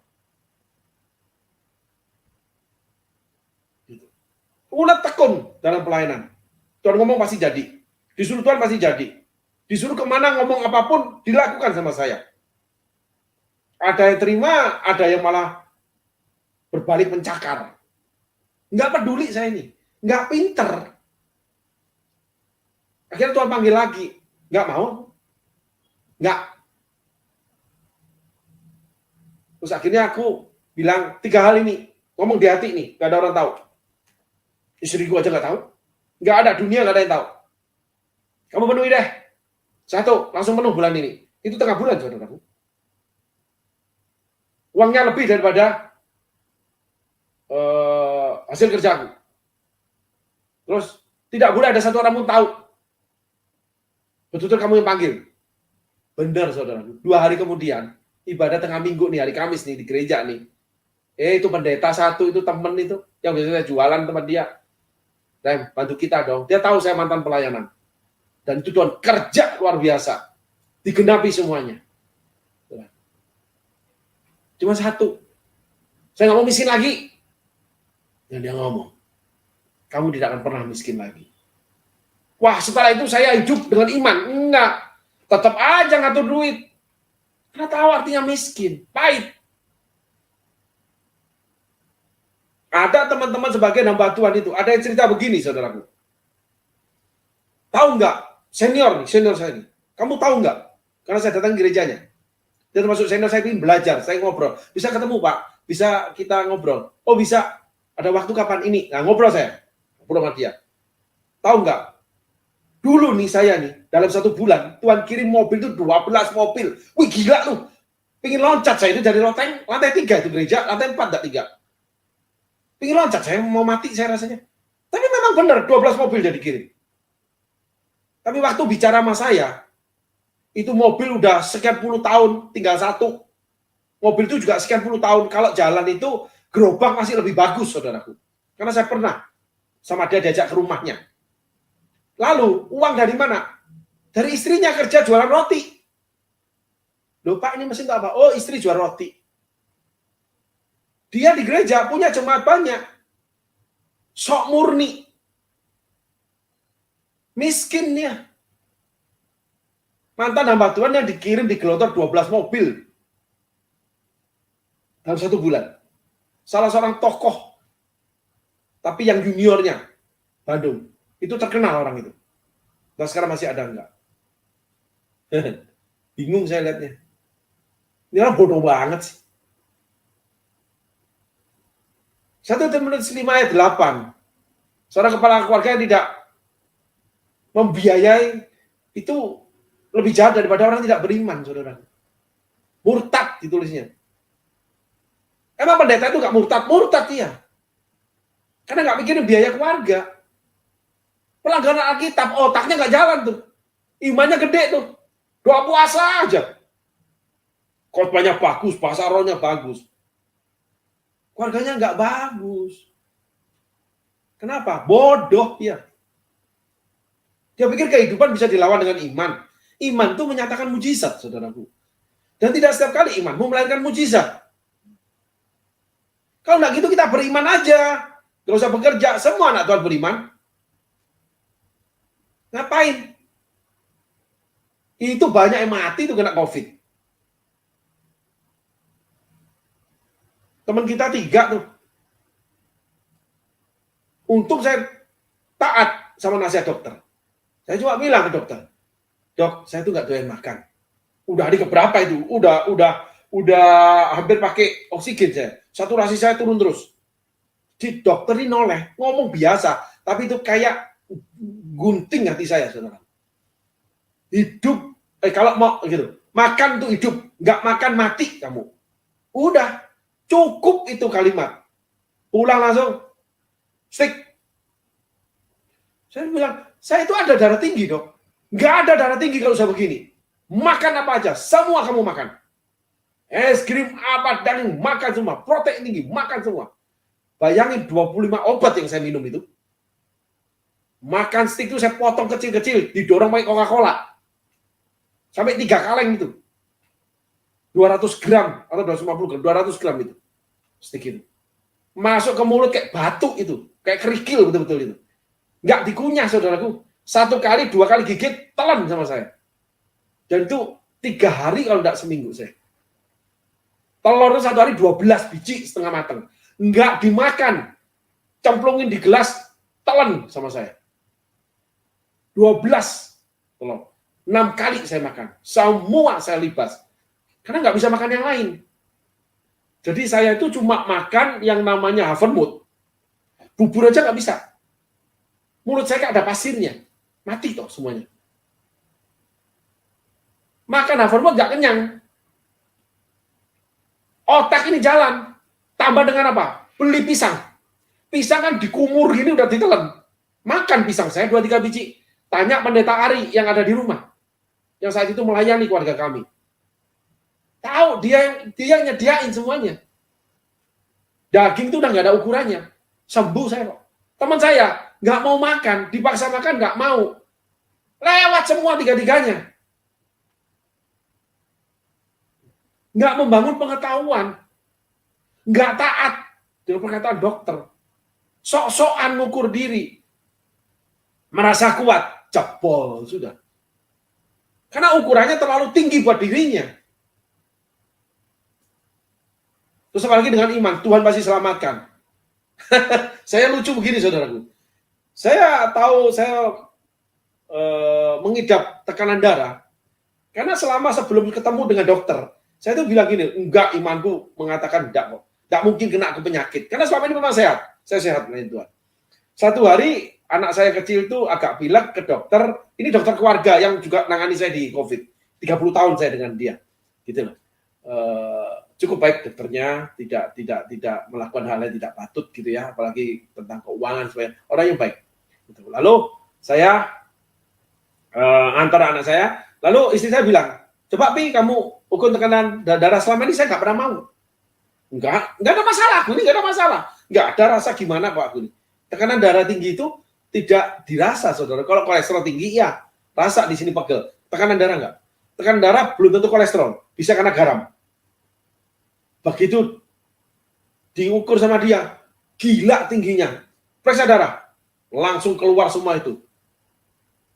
Ya gimana enggak setiap hari makan steak? Tiap hari makan steak. Orang kaya ini soalnya. Temenannya orang kaya semua. Anak-anak muda semua. Dewasa muda, menikah muda itu semua itu. Woi, kita tuh tiap hari makannya kayak apa? Kena saya. Ngamuk saya sama Tuhan. Lalu saya suruh belajar tentang medis. Namanya tubuh manusia. Yesus kenapa 3 jam baru mati? Ya gimana enggak? Dia jalan kaki 3,5 tahun. Gimana enggak sehat dia itu? Olahraga terus tiap hari dia itu. Nah setelah itu saya rajin olahraga, saudaraku. Sehingga ketaatan bukannya pada Tuhan, taatlah pada manusia yang ahli di bidangnya. Pelajari itu dengan tekun dan ulet. Taati. Dengan teliti kamu belajar. Sampai sekarang orang bilang, ih, Bapak ini kayak dokter aja. Ya karena rajin meneliti dunia medis. Perkataan dokter saya dengar banget. Gitu. Dan sebagainya, banyak hal saya pelajari. Hidup adalah sebuah proses belajar.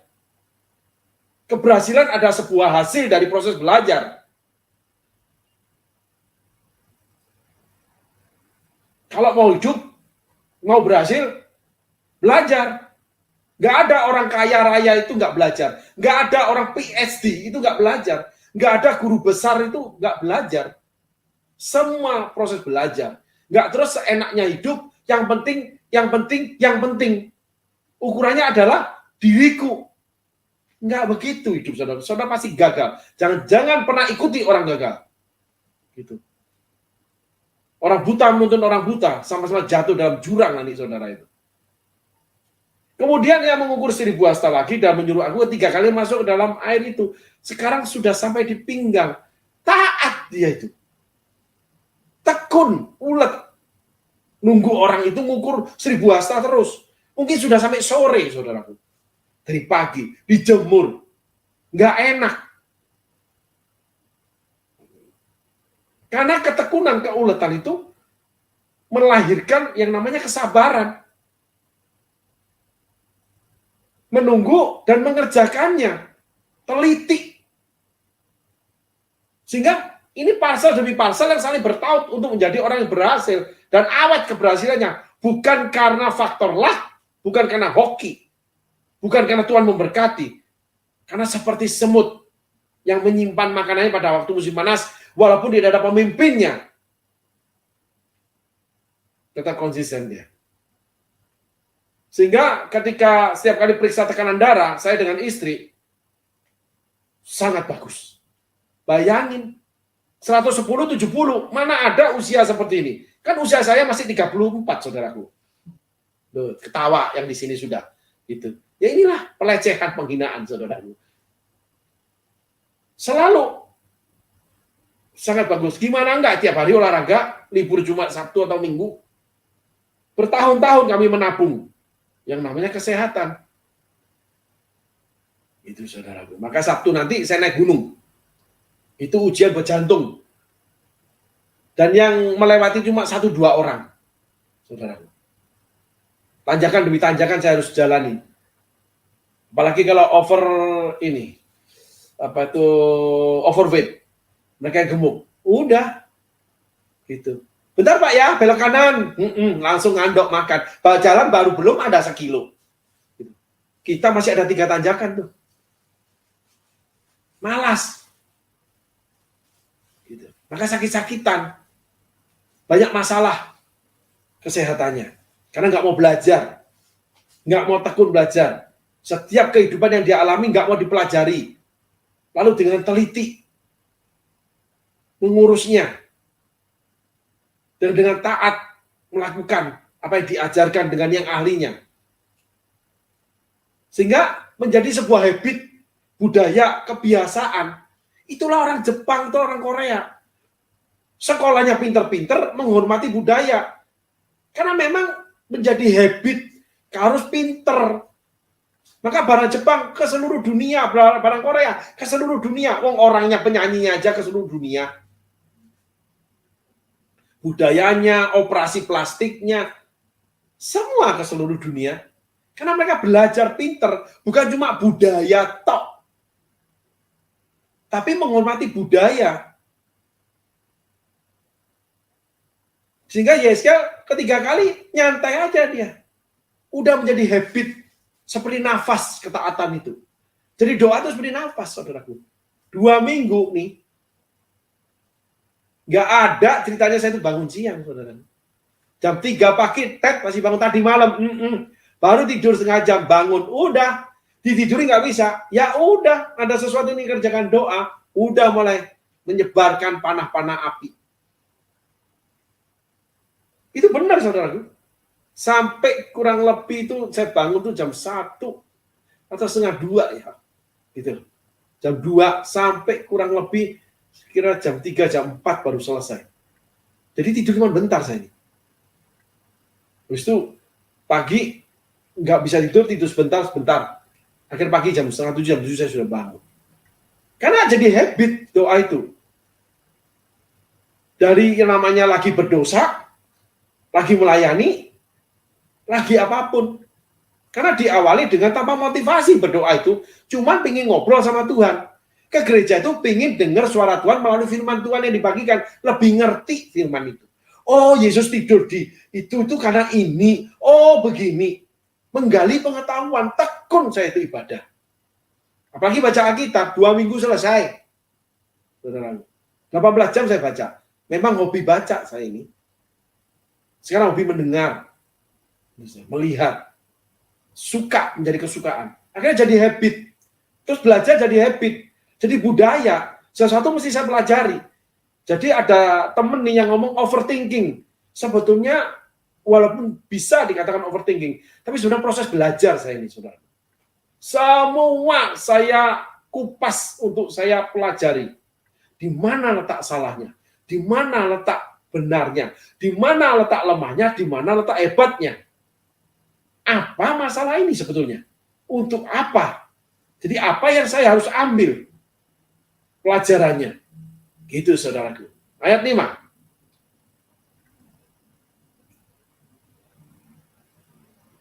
Sekali lagi ia mengukur 1000 hasta lagi sehingga air itu sudah menjadi sungai, di mana aku tidak dapat berjalan lagi, sebab air itu sudah meninggi sehingga orang dapat berenang, suatu sungai yang tidak dapat diseberangi lagi. Tadi ditulis berjalan lagi. Nggak disuruh masuk itu. Kan ditulis orang dapat berenang. Setiap piece, setiap iota, setiap kata di Alkitab mengandung makna. Nggak boleh baca Alkitab dianggap enteng lalu lewat aja. Apalagi sebagai hiburan. Apalagi untuk teman supaya ngantuk. Celaka kamu, murtad kamu ini. Dengar firman lalu keluar merokok. Itu awalnya saya cari Tuhan, nggak ngerti. Tapi ketika cinta saya bertumbuh, mendengarkan jauh lebih dalam lagi, jauh lebih taat. Sehingga orang, kalau awalnya itu mendengarkan, tapi berjalan waktu, dia tidak mendengarkan, awalnya taat, baik, berjalan waktu, tidak taat atau menjadi tidak baik seperti awal, dia punya motivasi, saudara. Dia membuat sebuah hubungan dengan motivasi. Dia punya tujuan yang tidak akan pernah baik buat saudara. Karena saya sama Tuhan betul-betul nggak punya motivasi. Sehingga ketika diri saya bermasalah dengan pikiran saya sampaikan kok. Nggak saya tutupi kok. Saya sampaikan. Nggak mau misi lagi, pahit aku melayani kamu. Nggak. Berkati aku aja. Nanti aku berkati. Itu aja aku ini. Dan dengan tegas dan terang-terangan ngomong sama Tuhan. Nggak ada. 2 minggu aku diemin itu suara. Baru aku jawab itu. Dia desak terus. Udah 3 kali ini, penuhi. Sehingga ketika saya dipanggil melayani, uang saya dapatkan pertama kali saya balik. Itu lebih dari pendapat saya. Saya berikan pekerjaan saya cuma-cuma pada adik ipar saya yang lagi nggak ada kerja. Karena tidak punya motivasi ikut Tuhan. Nggak terus bekerja, cari untung, melayani cari untung. Kasihan Pak Untung dicari-cari terus. Yang penting untung. Kalau proses belajar boleh. Tidak ada yang melarang saudara bekerja sembari melayani atau melayani sembari bekerja. Kalau saya panggilan jelas full time. Tuhan sudah penuhi, ngapain gua bekerja? Capek deh. Nggak mau urusan itulah. Udah cukup kasih karunia Allah. Ukuran saya segitu aja, cukup aja. Tapi kalau mau bekerja silahkan. Tapi cuma untuk membangun. Bukan cuma untung. Sehingga salah satu motivasi itu spiritnya cari untung, mau untung dia. Dalam hal apa aja terserah masing-masing itu, motivasinya apa. Kalau Yesel enggak, dia taat. Awalnya dia jalan, jadi semata kaki, selutut, sampai sepinggang jalan dia. Jadi sungai, dia tidak dapat jalan lagi dan tidak disuruh. Kenapa? Percaya. Kenapa bisa percaya? Karena tidak punya motivasi. Yang bahasanya kalau teman-teman gereja atau para pendeta bilang murni. Hubungannya sama Tuhan murni, cintanya sama Tuhan murni.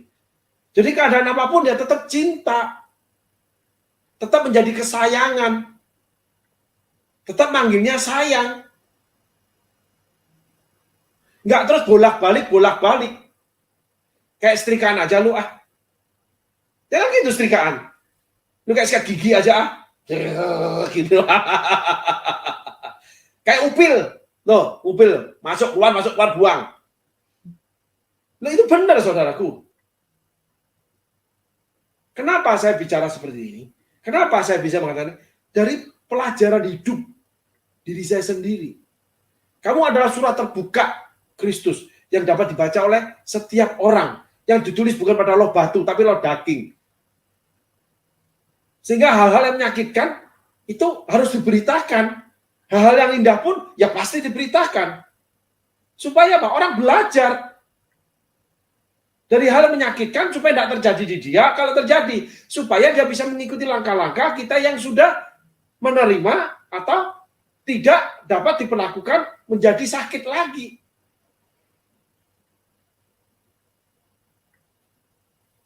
Itulah namanya pelajaran hidup. Udah tahu miskin, udah tahu kalah, udah tahu salah, bertingkah sok kaya, nggak pinter hidupnya. Gimana bisa menjadi kaya dan berhasil? Hidup di dalam Tuhan itu bukan melulu kekayaan yang diambil. Kata siapa? Kaya bukan tujuan, memang. Kaya bukan tujuan. Tapi miskin lebih bukan memuliakan Tuhan. Apalagi melayani Tuhan tidak punya karya. Benalu hidup bagi kerajaan Allah. Gitu. Karena iman aja dia ngomong iman. Saya mengalami hari-hari ini bagaimana namanya susu domba yang diperah habis. Gembala itu adalah domba bagi Allah. Yang diperah habis akhirnya menjadi yang namanya darah yang keluar. Pengorbanan. Saya mendapat cerita susu itu kalau dijemur katanya jadi darah. Katanya, saya tidak ngerti saudaraku. Karena saya tidak punya air susu. Yang ada air keringat, air ketek. Itu namanya asin kecut saudaraku. Kalau air susu, tanya bapak-bapak. Kalau saya nggak pernah mau.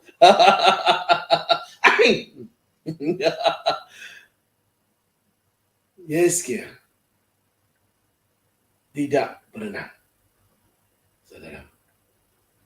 Tapi dia jalan-jalan, sehingga dia tahu sungai itu meninggi cuma bisa dengan berenang.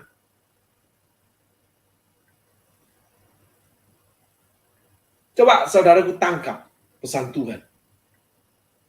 Banyak orang itu mau berenang. Sok kaya, padahal airnya cuma semata kaki. Ya baret semualah.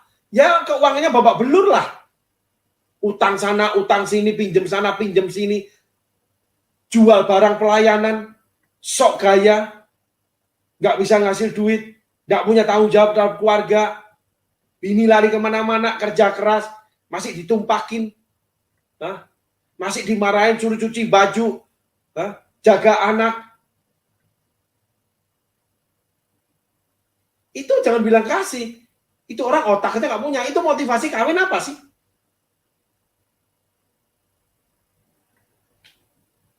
Jangan bilang cinta Tuhan.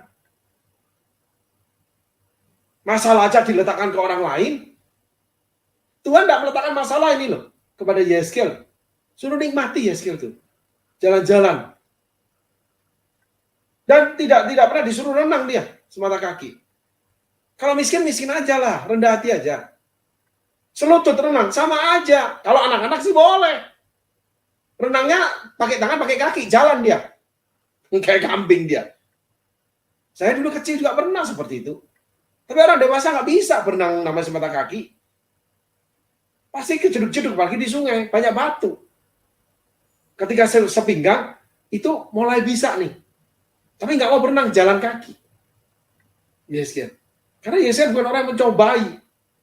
Banyak anak-anak Tuhan dia mencobai dirinya, mencobai Tuhan. Yang mengatasnamakan iman tanpa pengetahuan. Terus cuplik punya orang lain, coba punya orang lain, niru-niru, cilaka kamu. Karena ukurannya tidak sesuai dengan ukuranmu. Kamu tidak punya kepandaian seperti dia, mungkin kamu lebih pandai, tapi di dalam hal yang lain. dan sebagainya. Inilah karakter Yehezkiel yang taat, yang tekun, ulet mengikut Tuhan, yang selalu mau belajar, yang teliti dia. Maka dia cuma jalan, tidak mau renang. Sebab air itu sudah meninggi sehingga orang dapat berenang. Suatu sungai tidak dapat diseberangi lagi. Diseberangi aja nggak bisa. Berarti deras dong. Teman-teman Kalimantan tahu ini. Kalau sungai deras tidak bisa diseberangi. Kecuali pakai perahu. Harus ada alat yang mendampingi. Yuk kita lanjut ayat 6. Akan saya sambung alat mendampingi di sini. Lalu ia berkata kepadaku, sudahkah engkau lihat hai anak manusia? Kemudian dia membawa aku kembali menyusur tepi sungai. Tuhan tidak pernah menjerumuskan kita. Yehezkiel tidak suruh menyeberang sungai. Kenapa anak-anak Tuhan menyeberang sungai? Udah tahu salah, tetap aja susah diingetin. Tetap aja melakukan yang salah dengan alasan sejuta masalah. Keadaan lah, nggak mau mengerti lah. Karena keberadaanmu itu tidak butuh pengertian. Karena keberadaanmu itu sudah terjadi, itulah keadaanmu. Banyak orang susah, yang tahu keadaannya susah, tapi tidak mau keluar dari susahnya. Dia cuma bilang, bagaimana? Dengan kemarahan. Lalu Tuhan berkata kepadaku, sudahkah engkau lihat hai anak manusia? Kemudian membawa aku kembali menyusuri tepi sungai. Udah tahu miskin, nggak rendah hati, udah tahu salah, nggak minta maaf. Malah ngajak menabuh genderang perang. Ada cerita, saudaraku, di Korea. Ada 3 anak gadis yang menyeberang sungai. Mereka berlaku ingin seperti Yesus. Tenggelam mati kok. Petrus menyeberang sungai. Aku mau menyeberang sungai dengan imanku. Di Kalimantan ada cerita anak-anak sekolah teologi. Ini benar, saya ketemu dengan orang-orang yang lolos. Mereka melayani di sebuah desa, lagi hujan. Arus sungai lagi deras. Penduduk desa yang dilayani udah memberikan, Dek, jangan nyebrang ke desa sebelah. Besok aja, air sedang deras, lagi hujan. Oh, nggak apa-apa kok, kami begini-begini. Mungkin bisa berenang atau gimana. Tetap kekeh mau nyebrang. Udah dikasih tahu yang ahlinya, penduduk desa setempat. Yang pasti ahli di bidang sungai, karena mereka hidup di tepi sungai. Jalan tuh perahu. Nggak masalah. Tapi tiba-tiba ada petir yang menyambar air di sebelah perahu.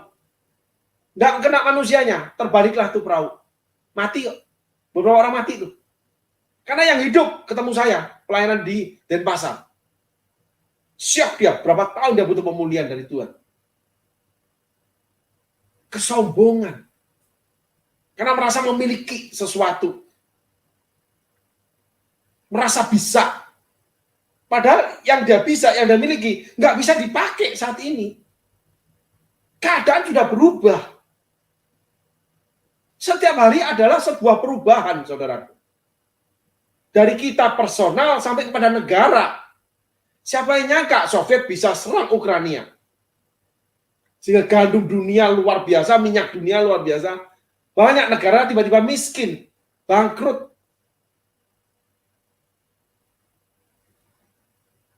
Sampai Eropa tergopoh-gopoh, termasuk Jerman, untuk mencari yang namanya LNG atau LPG.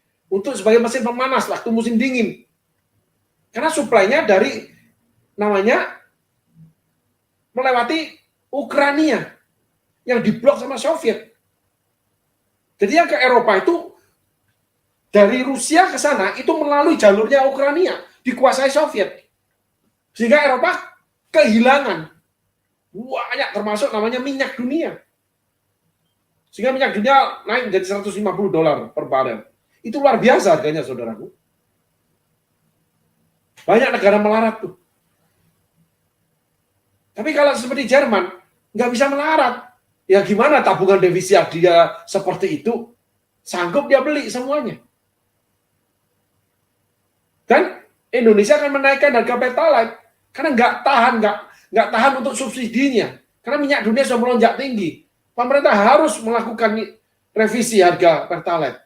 Karena subsidinya sudah 500 triliun lebih. Anggaran negara cuma 2.500, saudaraku. Subsidi 500 itu. APBN itu cuma 2.700 sekarang kalau salah. Bangkrut negara kita. Dan lebih hebat lagi saya lihat nih, mobil mewah harga 400 juta beli Pertalite, saudara. Karena orang ini punya motivasi memperkaya diri. Nggak ada rasa malu. Orang kalau mengukur dirinya lebih, rasa malunya itu hilang. Nggak ada rasa malu, saudaraku. Karena dia merasa dirinya berharga, hebat. Makan aja susah, makan nebeng bini.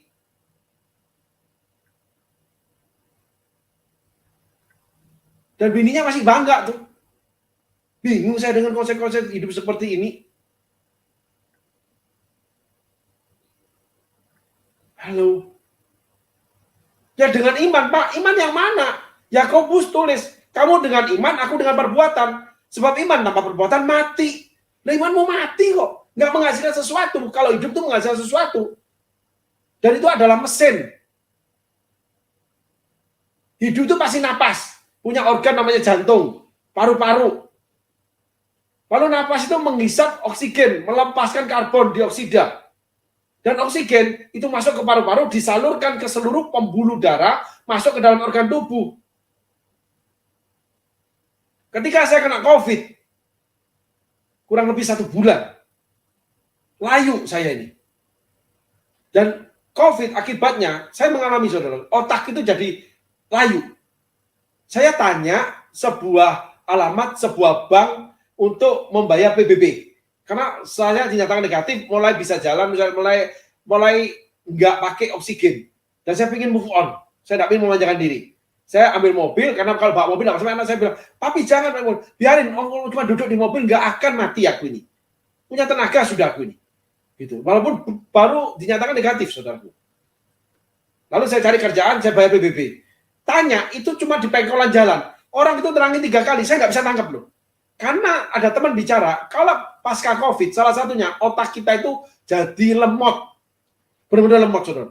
Kenapa? Karena kekurangan oksigen. Saturasi saya itu rendah. Sehingga jantung itu memompa yang namanya cepat. Sehingga detak jantung saya 115. Saya nggak bisa tidur 5 hari 5 malam. Sampai diberikan oksigen. Baru saya tidur 11 jam. Kenapa? Karena paru-paru saya mompa, otomatis jantung ini mompa, nggak bisa tidur. Maka 5 hari 5 malam nggak bisa tidur. Ketika mendapatkan oksigen, tidur 11 jam, dan saya mulai tidur. Ritme saya tidur, saya mulai pulih, dan mulai sembuh saya. Tetapi organ tubuh lemah, saudaraku. Layu, kurang oksigen.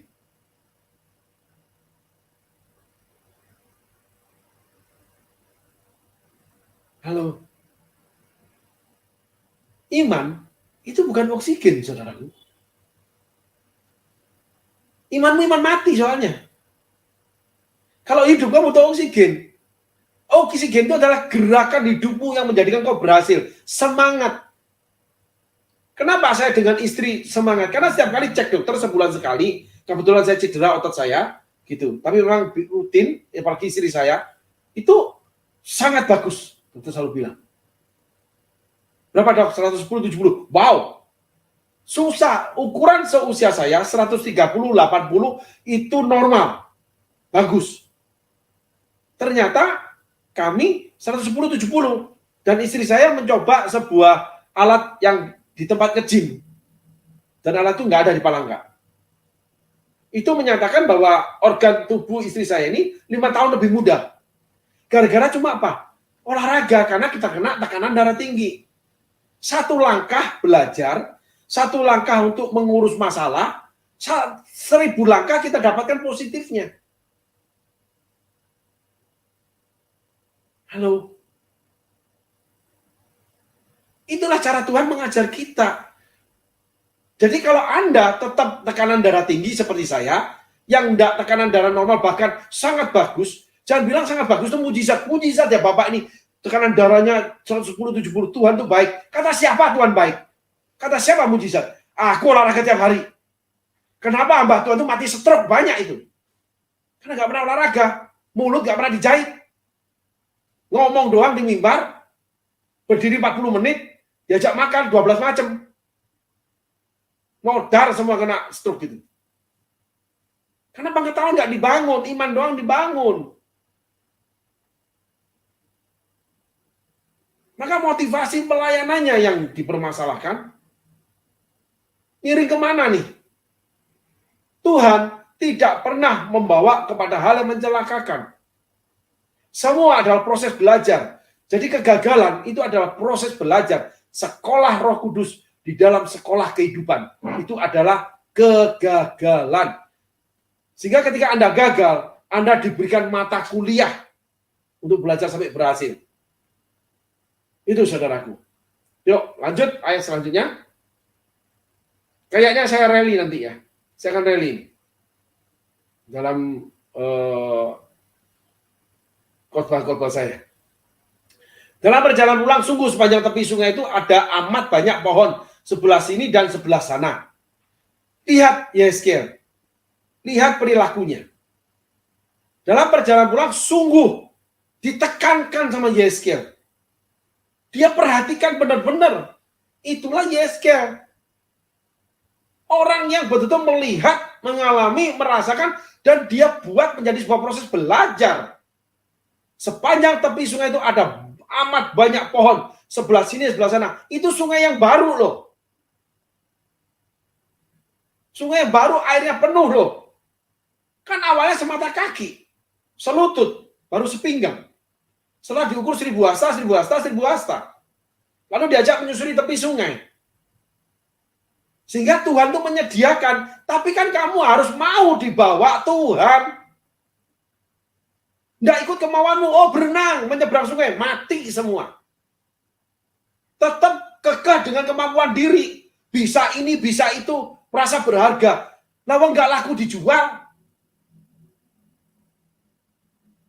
Saya itu mau mati buat Tuhan, diri saya dijual aja nggak laku. Tidur di lantai, di terminal, keluarga aja nggak terima, istri aja menolak. Kalau mau pahit ya pahit saya ini. Makan makanan bekas, untung nggak makan dari sampah saya ini. Loh betul saudaraku. 7 tahun pertama nggak mengerti kalau saya harus belajar.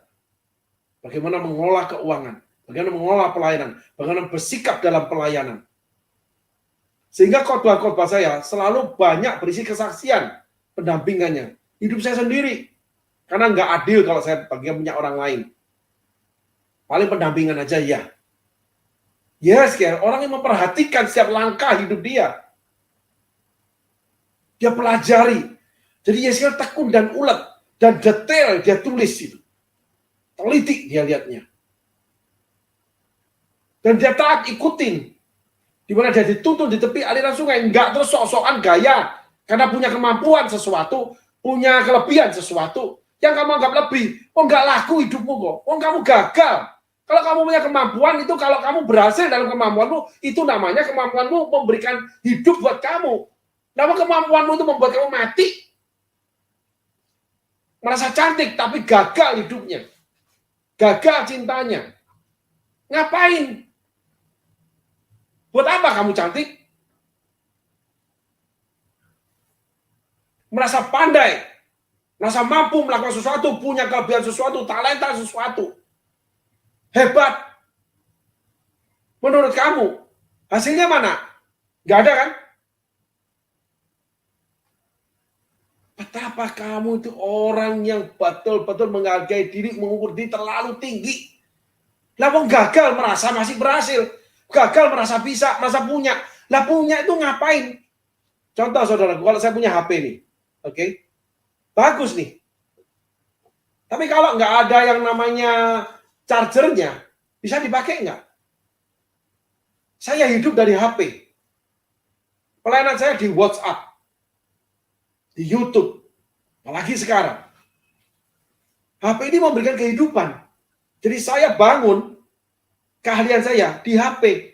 Nggak ahli yang macam-macam, nggak sombong saya ini. Ini mahal ini. Ultra. Note 24 juta ini harganya. Cuma untuk WhatsApp, untuk buka YouTube, untuk buka email, buka SMS, lalu cek kuota, udah. Karena itu yang menghasilkan uang. Nggak TikTok-kan, nggak lihat yang macam-macam. Kalau IG, saya punya saya sendiri. Waktu yang saya ada, saya pelajari khotbah saya, pelayanan saya, keluarga saya, hidup saya, keuangan saya, kesehatan saya, semua saya pelajari. Yang dikatakan overthinking. Sehingga walaupun musim kering seperti apapun, saya masih bisa menabung kok. Dan jumlah tabungan saya itu setara dengan yang dipakai. Kenapa? Otak ini jadi cerdas, tangkas, dan tanggap. Ketika darurat, udah tahu darurat, masih boros. Nggak mau belajar, berkali-kali. Dan dengan angkuhnya. Ya semua itu menjerumuskan anak manusia. Yeskel itu berhasil menyelesaikan panggilan hidupnya. Kebetulan dia hamba Tuhan. Musa berhasil menyelesaikan panggilan hidupnya. Paulus juga sama. Termasuk Abraham. Semua tokoh-tokoh Alkitab berhasil menyelesaikan hidupnya.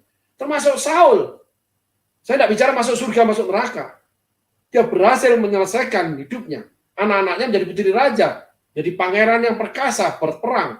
Seperti papanya. Daud tidak berhasil menyelesaikan keluarganya. Karena nggak pernah mau belajar. Anaknya saling baku bunuh, kakak perkosa adik, pesta semua. Karena Daud gemar pesta. Anak-anak saya itu bekerja sekolah pagi sampai malam, semua dapat ranking.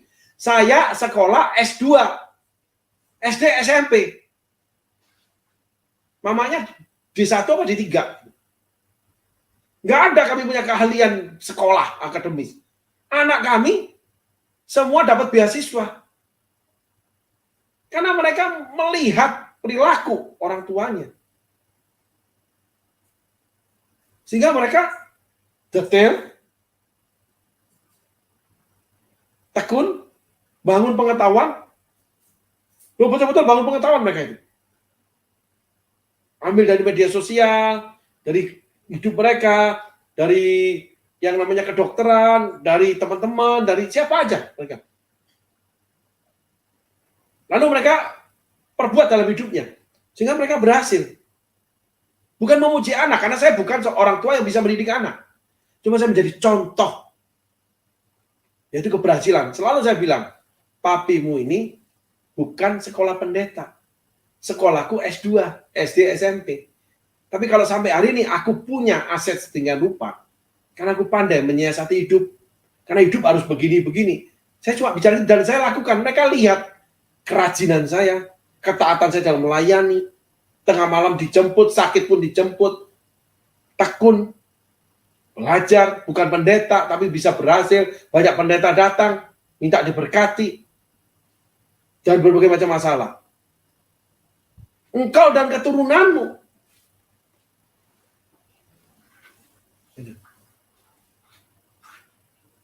Karena hidup adalah sebuah proses belajar.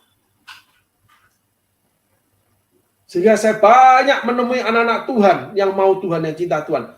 Tapi banyak terjungkal karena kebodohan mereka. Kenapa saya bilang bodoh? Karena merasa pandai. Merasa bisa. Merasa punya sesuatu. Padahal hidupnya tidak berhasil. Itu saudaraku. Coba ayat selanjutnya.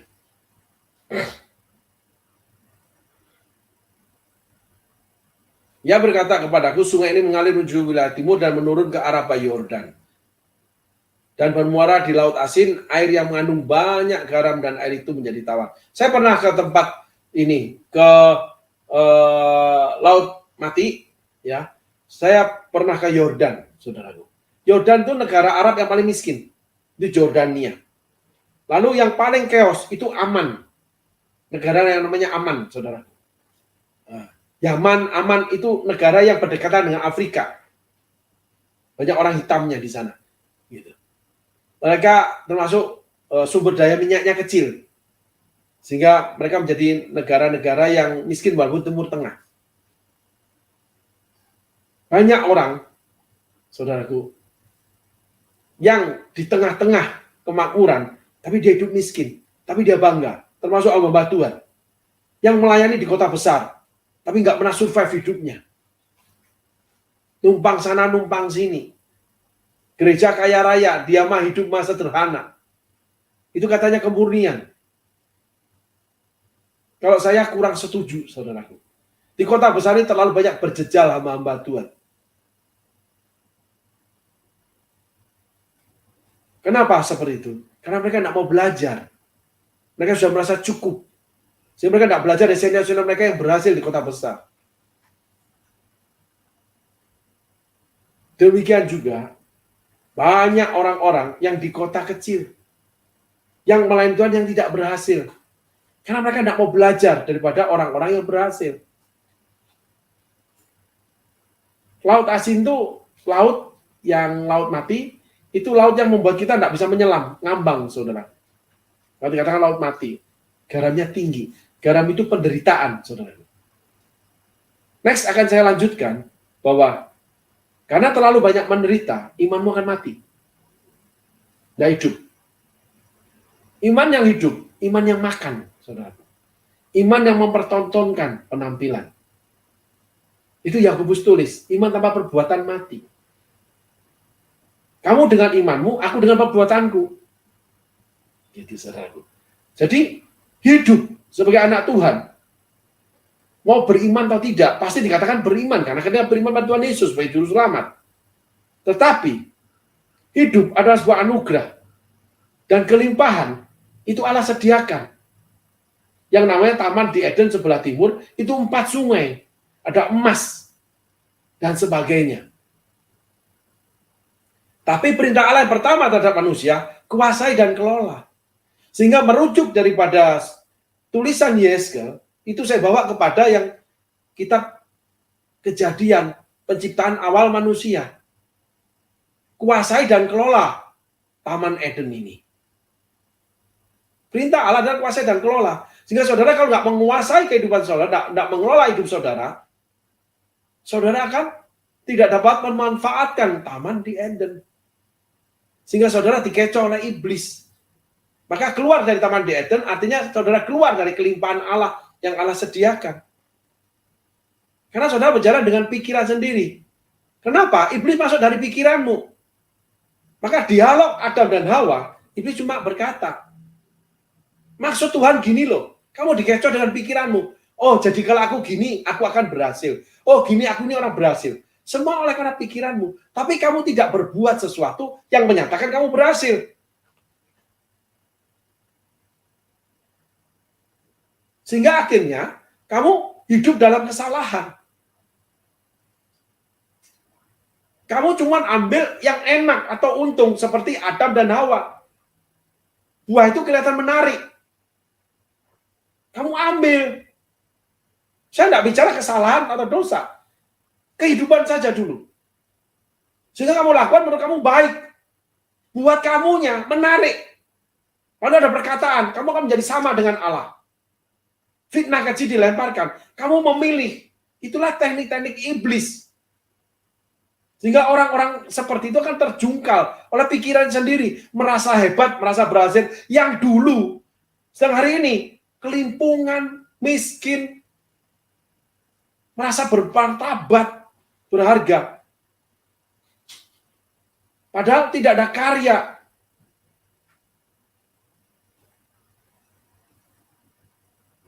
Karena tidak mau belajar. Tidak mau teliti dalam hidup. Tidak mau tekun dan ulet. Tidak mau taat. Karena Allah tidak pernah membawa kita pada hal yang mencelakakan. Sehingga perintah Allah yang pertama, kuasai dan kelola Taman di Eden. Ketika Adam dan Hawa terpikat oleh karena buah itu menarik hati, oleh perkataan-perkataan yang menyesatkan dari setan atau dunia, maka Adam dan Hawa diusir keluar dan tidak abadi. Sebagai kesimpulannya hari ini, pikiran atau hikmat atau kepandaian itu dibutuhkan untuk mengiringi Yesus. Tuhan Yesus berkati. Ciao. Thank you guys.